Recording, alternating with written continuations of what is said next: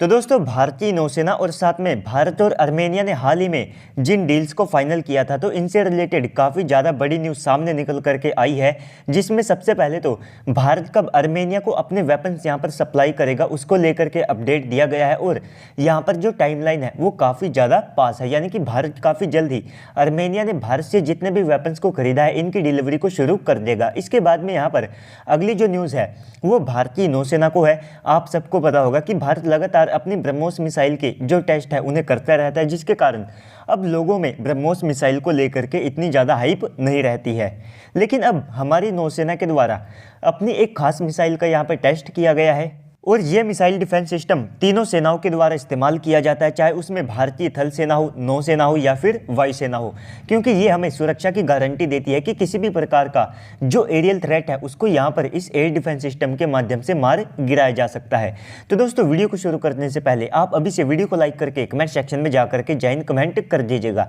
तो दोस्तों सबसे पहले तो आप सभी लोग अपनी स्क्रीन के ऊपर आर्टिकल्स को देख सकते हैं, जहाँ पर यह बताया गया है कि भारतीय नौसेना ने अपना जो MRSAM एयर डिफेंस सिस्टम है तो इसको अपने एक फ्रंट लाइन डिस्ट्रॉयर से भारतीय नौसेना के द्वारा सफलतापूर्वक टेस्ट किया गया है। तो अगर आप भारतीय नौसेना के फ्रंट लाइन डिस्ट्रॉयर की बात करते हैं तो इसमें आप सबको विशाखापट्टनम क्लास के जो डिस्ट्रॉयर हैं ये यहाँ पर दिखाई देंगे। और सबसे ज़्यादा खास बात ये है कि ये डिस्ट्रॉयर काफ़ी ज़्यादा कैपेबल है और यहाँ पर इनकी जो कॉस्ट है वो लगभग $1 बिलियन के आसपास की पड़ती है। तो यहीं से आप अंदाज़ा लगा सकते हैं कि एक नौसेना को ताकतवर बनाना और उसको यहाँ पर मेंटेन करना ये अपने आप में कितना ज़्यादा कॉस्टली होता है। इसके बाद में यहाँ पर जो विशाखापट्टनम क्लास के डिस्ट्रॉयर हैं तो ये लगभग 32 की संख्या में ऐसी जो MRSAM मिसाइल्स हैं इनको कैरी कर सकते हैं। और MRSAM मिसाइल की जो रेंज है वो आप सबको 100 किलोमीटर के आसपास की दिखाई देगी और इसका जो ER वेरिएंट है तो वहाँ पर इसकी रेंज को 100 किलोमीटर से बढ़ा करके 150 किलोमीटर के आसपास का कर दिया गया है। तो यानी कि आप सब कह सकते हैं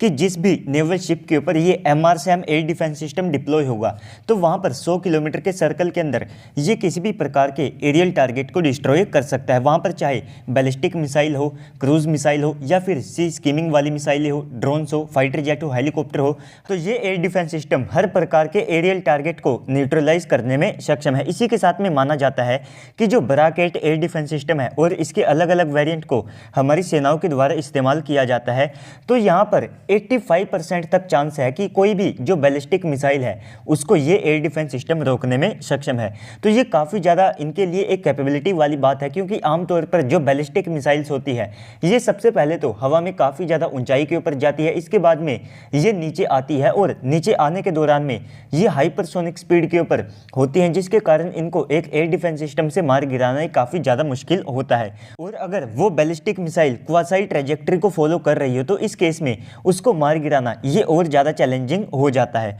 तो इसके बाद अब हम बात कर लेते हैं आर्मेनिया और भारत के बीच में हुई डिफेंस डील्स के बारे में। तो दोनों देश कई डिफेंस डील्स के ऊपर हस्ताक्षर कर चुके हैं और हाल ही में भी हमने एक बड़ी डील के ऊपर यहाँ पर साइन की है। लेकिन दोस्तों यहाँ पर आर्मेनिया ने भारत से जो 155 mm की 155 मिलियन US$ में जो आर्टिलरी गन सिस्टम खरीदे थे तो 2024 तक उनकी जो डिलीवरी है वो भारत के द्वारा यहाँ पर कर दी जाएगी। तो ये आर्मेनिया के लिए काफ़ी ज़्यादा पॉजिटिव साइन है कि इन्होंने कुछ ही समय पहले इन डील्स को साइन किया था और अब भारत ये भी कोशिश कर रहा है कि जल्द से जल्द इन वेपन्स का जो एक्सपोर्ट है वो भी आर्मेनिया को कर दिया जाए। तो अभी के लिए आप सबको आर्मेनिया के पास में भारतीय डिफेंस हथियारों के तौर पर केवल हमारे जो स्वाति रडार सिस्टम है वही दिखाई देंगे और दोनों देशों के बीच में यानी कि आर्मेनिया और अजरबैजान के बीच में जो टेंशन्स हैं ये दोबारा से बढ़ने लगी है। एक क्लैश के बीच में यहाँ पर 5 जो सैनिक हैं वे भी यहाँ पर मारे जा चुके हैं। तो यहीं से आप अंदाजा लगा सकते हैं कि दोनों देशों के बीच में टेंशन्स कितनी ज़्यादा हाई है और अगर आने वाले समय में दोबारा से युद्ध होता है और उस युद्ध से पहले भारत इन हथियारों को